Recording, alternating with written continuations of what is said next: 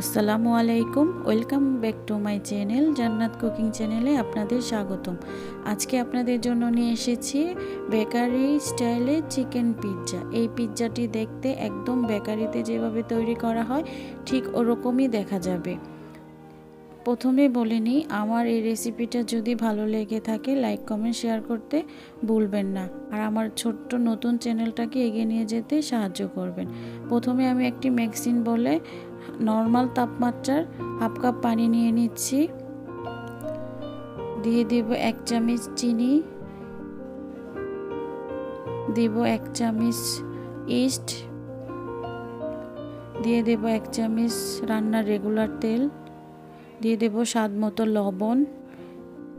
এখন একটা স্প্যাচুলার সাহায্যে ভালো করে মিশিয়ে নিতে হবে। মিশিয়ে নেওয়া হয়ে গেছে।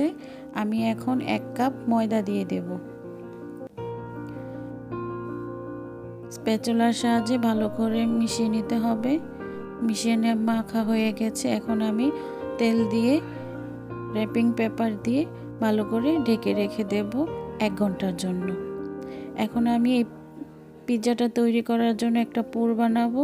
একটা প্যানের মধ্যে 2 চামচ তেল দিয়ে দিচ্ছি। তেলটা গরম হয়ে গেলে 1 চামচ আদা বাটা, 1 চামচ রসুন বাটা দিয়ে দেব, 1 চামচ মরিচের গুঁড়ো। ভালো করে মিশিয়ে নিতে হবে। মিশিয়ে নেওয়া হয়ে গেছে। এখন আমি দিয়ে দেব 1 চামচ জিরার গুঁড়ো, দিয়ে দেব 1 চামচ গরম মশলার গুঁড়ো। এটাকে ভালো করে কষিয়ে নিতে হবে। কষিয়ে নেওয়া হয়ে গেছে। এখন আমি দিয়ে দেব লবণ, স্বাদ মতো লবণ।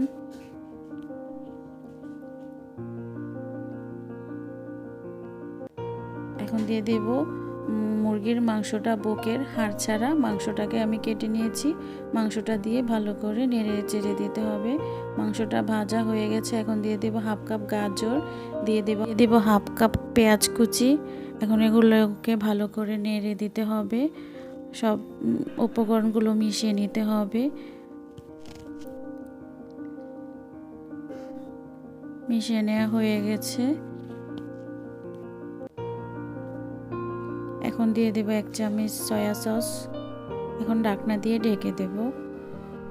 এখন দিয়ে দেব একটা কাঁচা মরিচ কুচি করে রেখেছি। ভালো করে এখন দিয়ে দেব টমেটো সস।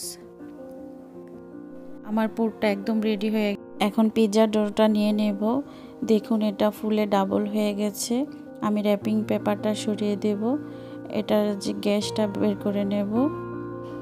এখন মেখে নেব, ভালো করে মথে নিচ্ছি। এখন পিৎজার ডোটাকে আমি একটা চাকুর সাহায্যে 2 ভাগ করে নেব। এক সাইড ছোট, এক সাইড বড় করতে হবে। এখন আমি ডোটা গোল করে একটা রুটির শেপ দিয়ে দিব।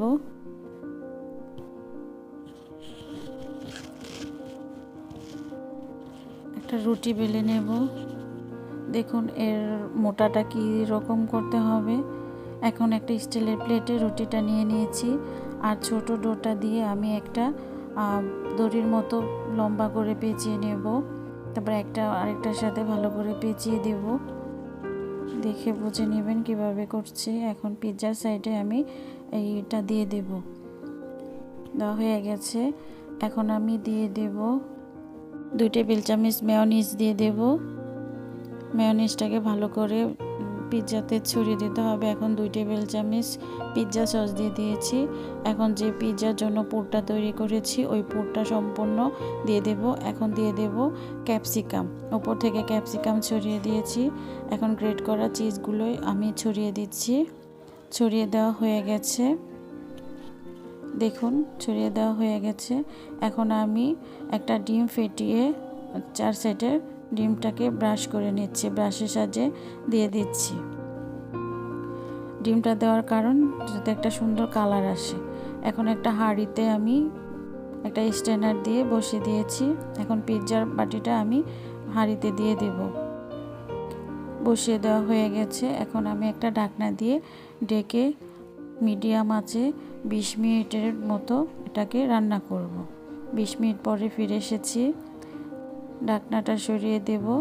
দেখুন আমার পিৎজাটা একদম রেডি হয়ে গেছে, আর কি সুন্দর একটা বেকারির মতো কালার চলে এসেছে। এখন আমি এটাকে নামিয়ে নিব। দেখুন একদম দেখতে বেকারির মতো হয়ে গেছে। এখন এটা আমি কেটে দেখিয়ে দিচ্ছি। এটা একদম সফট নরম, একদম দোকানের পিৎজার মতো হয়েছে, একদম নরম, কোনো শক্ত ভাব কিছু নেই। আমার এই রেসিপিটা যদি ভালো লেগে থাকে লাইক কমেন্ট শেয়ার করতে ভুলবেন না। ধন্যবাদ সবাইকে, ভালো থাকবেন।